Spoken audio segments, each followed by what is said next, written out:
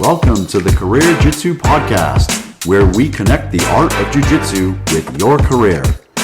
Our mission is to empower and inspire you with engaging conversations and valuable insights from people just like you who benefit from the shared relationship between your workplace and the art of Jiu-Jitsu, leading you to a more fulfilling and successful life.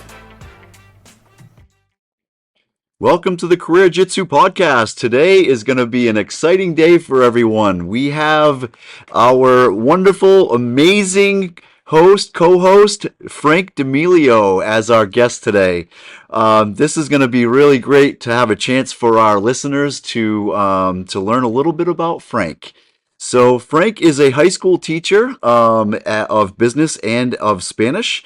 He earned his MBA from Boston College, and he has many years of experience business consulting and public speaking training he's done some public speaking training for Fortune 500 companies. He is also a professional magician who has performed nationally. So Frank is a very unique person in our gym, and also a unique person to have as a host for CareerJitsu. So Frank, welcome to the CareerJitsu podcast. Well, thank you, Jason. And it feels so funny to be on the other side of the mic now, right? Where questions are going to come at me. So Yes. hopefully I can be smooth. Yes. So, Frank, can you help our listeners understand a little bit about your credentials? So, I just mentioned about you having graduated from Boston College. Mm-hmm. So, can you kind of start there, like with your professional career? Sure. So I have experience doing accounting in corporate America. I worked for the Boston company, and my client was Lehman Brothers. And then I worked in marketing at Bay Bank, which was then gobbled up by Bank of America. And then I became a teacher, which is really the job that I love the absolute most. But alongside of that career, I built a consulting career and a magic career, doing magic, mixing magic with training, with public speaking training and corporate training on things like persuasion for sales managers and corporate leaders. So I have a lot of tentacles out there. And then later on, of course, I fell in love with jiu-jitsu probably maybe 7 years ago when I got into it, and I just love at first sight. And now that's really all I want to do is jiu-jitsu. Yeah, Frank would live here on the mats if he I could. could. So Frank is so a little bit about, there's two different kinds of topics that we're looking at here, Frank, with your experience and how you can relate jiu-jitsu, because doing the business consulting thing, and then being a teacher. So those two are pretty different in those professions in terms of what you get out of them and how you can apply jiu-jitsu to them. So can you just first talk a little bit about the business consulting part and those public speaking type things that you did, and how can you relate some of that experience and knowledge or skills that you obtained there, and how you've applied those to jiu-jitsu? 100%. 100%. The first thing I would say when I did my consulting for business to get Fortune 500 companies, it is extremely difficult to get those businesses. Like Procter and Gamble was a big client of mine. Orashore was a big client of mine. Coca-Cola. To get those big elephants, I have to tell you that I failed and got so much rejection. I literally would have a spreadsheet and make phone calls. And I'm not joking. I would play the song Another One Bites the Dust every time I got rejected, hung up on. No, we're not interested. I would gray them out in my spreadsheet, and I'd literally play Another One Bites the Dust. Dun, dun, dun. And so it was failure. Literally, to get Procter and Gamble, I probably failed 98 times to get that one person to give me a shot to be their consultant. No wonder your perseverance on the mat. It does. Wonder. It really does. And I need a lot of perseverance because I'm not a big guy. I'm an old guy. I'm not super strong. I'm not super anything.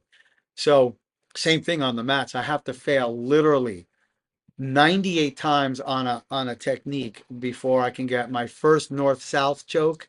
I literally failed 98 times before I got that.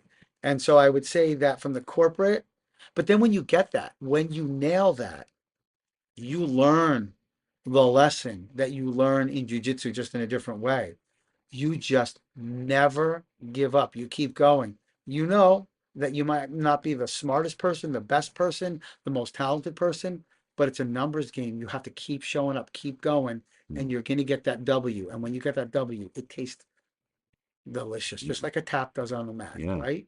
Yeah, that's great that you can correlate that and that knowledge that you transferred from that business world into jujitsu, because we Mhm. talk a lot about how jujitsu helps people in their professions. There's a great example of the other The other direction. way You around. know, When you a learn lot of your what you did, profession. yeah, Right, it that does has go. helped you on the It's mat. a Yeah. it's a feedback cycle. It goes both ways. Mm. It's a good catch 22, Yes, right? absolutely. Yeah. Yeah. Yeah. So can we transition over a little bit now, Frank, to the teaching part? Okay. So, being a teacher, how long have you been a teacher for now, Frank? Since 1995. Wow. Yeah, I'm an Wow. old man. That's I'm an 20 years, old man. 30 years, Frank. Is that 30 Yeah, years? yeah.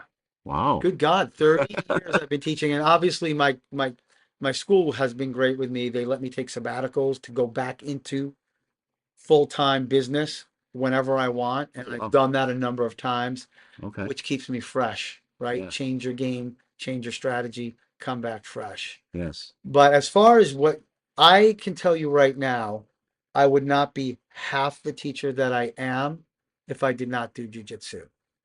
And I'm going to give you some reasons.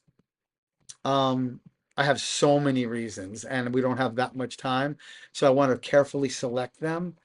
One of the things that, first of all, every lesson that I learn on the mats, all the wisdom that you share with me, I share with my kids, my students, every morning before we start. We have a vocab word of the day and a wisdom of the day. And I would say that 90% or more of my wisdoms come from the mats and from the things you teach us, the things you tell me. And like right now, this just popped in my head, and I love this. You gave this gift, and every one of my students gets this gift. So, like I said, I'm 160 pounds. I'm 58 years old. Obviously, sometimes I feel like we've had this conversation. Jason, holy crap, this new guy came in and I had a hard time with him. I have a blue belt. Why am I having a hard time with a new guy? And you say, Frank, that guy is a physical specimen. He's an animal. You did a great job with him, but it's not his journey. This is your journey. Mm, right. When you come into our gym, our home, did you leave a little better than you entered? You're not that guy. Good for him. Now, really, give him applause for being, he can bench press 300 pounds. He's an animal. Good for him. But that's not your journey. Hmm. Appreciate his, but you're on your journey. Yes. And I'm going to tell you that that went in my journal. And after you taught me that, I promised myself every day I'd show up. And when I change in the changing room and I look at myself in the mirror, I don't care if I got crushed or if I did really well. I always say in the mirror, and I swear to God, I do this, you won because you came here. Right. And I share that with my students. Did you show up to school? Are you in my classroom? Are you taking notes? That's powerful. You won That's because powerful. you're trying. And if you're a kid in my class and this is just too hard for you, you're going to get a decent grade in my class because you show up, Mm. you try, you take notes, you ask questions. I appreciate you. You're a baller. Doesn't matter if you remembered every financial formula. I don't give a crap. You showed up, you balled out, you did your best, and I'm going to help you because this is your journey. Mm. I'm not comparing you to the guy who's taking AP calculus. This is your journey. And I would say you gave me that gift. Yeah, and I'm sure your students at school appreciate that too. Having a teacher that really can focus on them and their journey and helping them, individually. They feel good. They feel special. And they are. Just like you made me feel like, Frank, you're doing a great job, especially in my earlier years when I had no skills. Mm. So Yeah. that would be one of the things that I really learned from jujitsu that made me a much better teacher. The other thing that makes me a much better teacher is that jujitsu humbles you. Like sometimes I leave and I feel like a king. I'll call my girlfriend or my mom. I'll say, "Oh my gosh, I tapped this guy that I shouldn't have tapped. I can't believe it. If I showed you a picture of this guy, you'd be so proud of me." Right? I do. I Yeah. feel great. Yeah. But other times I come in and I'm humbled. Mm-hmm. My best work just didn't work. Mm-hmm. And it reminds me that there are kids in my classroom who feel like I do. Like I did everything. I studied all your notes, and here I am humbled. So I always remember what it's like being a student because in Jiu-Jitsu, what am I? Mm-hmm. I'm a student. Right. In Jiu-Jitsu, I'm trying my best and I don't always get the result I want. That has made me empathetic and compassionate to every student who tries hard. So that has been a great, great gift. And I don't want to babble too much, but one other thing that is gold is to be in the moment. So in jujitsu, it's an automatic. When you roll, you're in the moment. There's no other place that you can be, right? Right. You're trying to Absolutely. grab a wrist. You're trying to Mm-hmm. protect your neck. You want to get the top position. Mm-hmm. Are you thinking about anything else when you're rolling with somebody? You may be because you're a savage, but the average person who rolls in jujitsu is not thinking of their lunch. They're not thinking of a problem at home, a problem at school, a problem at work. This is mental therapy. You live in the moment. And that is a lesson I teach my students. And the lesson is this. Hey, kids, there are two types of kids in my class. The kids that say, I might not be interested in what you're teaching, Mr. Damelio, but here I am. I'm here for 45 minutes. Show me what you got. I'll take notes. I'll do my best. I'll ask questions. They're in the moment. Mm-hmm. Then there's the other type of kid that's like, I'm here because I have to be, but they start to daydream. They're off somewhere else. And I'm going to tell you, those kids are not happy. And the clock runs half the speed for them. Mm-hmm. So I try to give them the gift that I learned in jujitsu. If you are in the moment, even if it's history and you don't like history, Mm-hmm. but if you're like, I'm here, I'm going to take the notes, I'm going to ask a question or two, your time goes like that. Yeah. Because you're living in the present. Right. And there's nothing else. The past is gone and the future is a projection. All we have right now is this moment. Mm. And jujitsu forces you into that. Isn't that a beautiful thing? Yeah.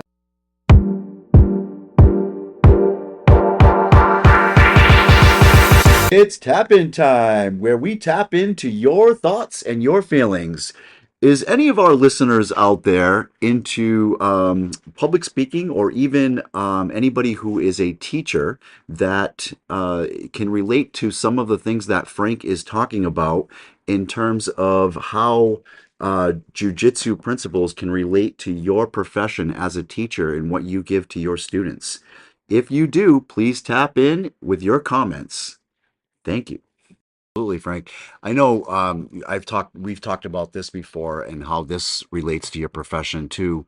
The concept of being able to progress 1% at a time, just being able to have those small increments, getting those small wins. Like that. How can you talk a little bit about how you translate, the concept of that mindset of just taking small wins that you get on the mats and how that translates into, as a teacher and what you teach to your students. So, The 1% a day is another gem that I took from here. And I actually use that I tell my kids 1% better every day. 1%, that's all you need because that accumulates to a snowball that becomes a giant snowball. That has helped me, one, in sharing that philosophy with my kids. You come in here, I'm not expecting you to be a superstar. Some of you are just natural and gifted and you're going to get it. But if you can walk out of my class and feel that you made an incremental gain, that's all. You have won the game. And by the way, looking in the mirror, I do that as a teacher too. mhm, Like, for example, this summer, Jiu-Jitsu has helped me do this. This summer, I've taught for 30 years. I have all my lesson plans, all of them. mhm, But I don't want to get stale. I don't want to be stale. mhm, So every morning in the summer, every morning, minimum 15 minutes, preferably an hour, I take one of my projects and I say, how can I make this 1% better? It's already there. I've done it a million times. It's good. Mm-hmm. My kids tell me it's good. Mm-hmm. I get good reviews from my administrators, but I got to make it better. Otherwise, I'm going backwards. Right. So that 1% has helped me. It's helped my students. And it's just a beautiful philosophy. Just, Mm. just that incremental Yeah. 1% better. Yeah, and making and just having that mindset in both arenas, you know, and that's what this podcast is about too. We talk about, you know, this is a connecting careers and professional life with jujitsu life, and you know all of those lessons that you've learned on the mat. It's great to hear how you can relate them to teaching and to the business world. Now, Frank, I know you are a great guy, and everybody loves Frank. Okay, if Frank can walk into a room and can command attention and become friends with everybody instantly. So Frank, social benefits. So your how much has jujitsu helped you with your relationships with people, the friendships that you've developed over time, and so forth? I can tell you right now that, by the way, thank you for those compliments. I hope my mom is listening. Um, I can tell you right now that I am a sociable person. I'm very comfortable. So I wasn't like coming here looking for friends because I have a nice group before this, but I have made best friends in here. You're one of my best friends and a lot of people. If I start to list them, then if I leave somebody off, Yeah. I will mention one person in particular, Mike Nichols, who um, I'm just going to give a very short vignette, little story of in the very early years when I absolutely never got to work on defense because all I did was get crushed. I remember once a guy came in, he was a big guy. I was here for like 2 years and he just crushed me. Mhm. And I was like to Nichols, I'm like, this isn't for me. This is not for me. I was here 2 years. How did that guy just come in here and I couldn't get out from under him? And Nichols is like, I'll call you tonight, Frank. Nichols called me. He's like, Frank, I'm going to come over. I'm going to help you. Don't worry about it. Wow. That happened to me. And I'm like, but you're not going to learn anything from me. I'm a white belt. He's like, I don't care.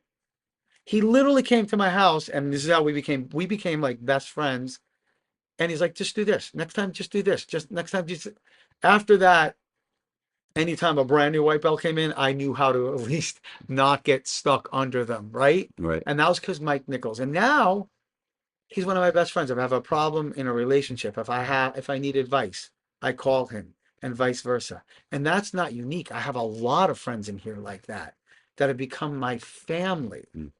And just for anybody who's ever thinking about joining jujitsu, you are going to make family because you're trusting these people with your life, right? Mm. You're doing chokeholds on these people, and you Mhm. trust that they're not going to break your arm, they're not going to put you out. There is no better sport in my mind to make a family. Mhm. And I didn't come here looking for that, but I got a family and a great family, and I'm extremely grateful for that. That's awesome, Frank. That's awesome. Well, we have a lot of takeaways from this one, Frank. You've given us some great wisdom and insight into what jujitsu has done for your life, and we're so happy to be able to share this podcast with everyone because we talked about it. I'm not really sure how long ago we started talking about connecting jujitsu with people's professional lives, but we've also whenever we talk to people about their professional lives, we talk about their personal lives too. Right. Um, so I think it's good for our listeners to hear a little bit about how what jujitsu has done for us in our personal life too. So Frank, you have two children. You have two sons. Hmm. And Two that I know of. yeah, and can you talk a little bit about yourself as a family man, and has jujitsu helped you as a family man too? What jujitsu has done for me, I really wanted my kids to get involved in it, but neither of them wanted to, and I'm not the kind of parent that's going to make them. Um, but yes, jujitsu has I think that I was always a pretty disciplined person, but jujitsu made me more disciplined. And as a dad, I share everything I learn that's philosophical with both of my boys, Mm. with both of them. Hmm. And Actually, something that you taught me from martial arts. I remember my kids took you for karate. Yeah, You that's had how me we first met. to Yeah. make good choices. Hitotsu, be good to yourself. Hitotsu, be good to others. Make healthy choices. And I still remind my boys when they go out, and I know they're gonna drink and maybe go to a party. Make good choices, meaning call me if you drink. Mm, Take an Uber and I'll pay for it. mm, Like, don't drink too much. Don't ever be sloppy. Control yourself. mhm. Um, when you're with other people, be compassionate and be careful with the decisions you make that could, if you have a relationship with somebody, you're young, you don't want to be a dad yet, these things. Right. The discipline that I've learned, I've shared with every single person, you know, it's the ripple effect. Everything that you and the school has taught me has rippled out to everybody that I touch and that I have deep conversations with. Yeah. It made me a better man, a better Yeah. family man, a better dad. Yeah. That's awesome. That's awesome, Frank.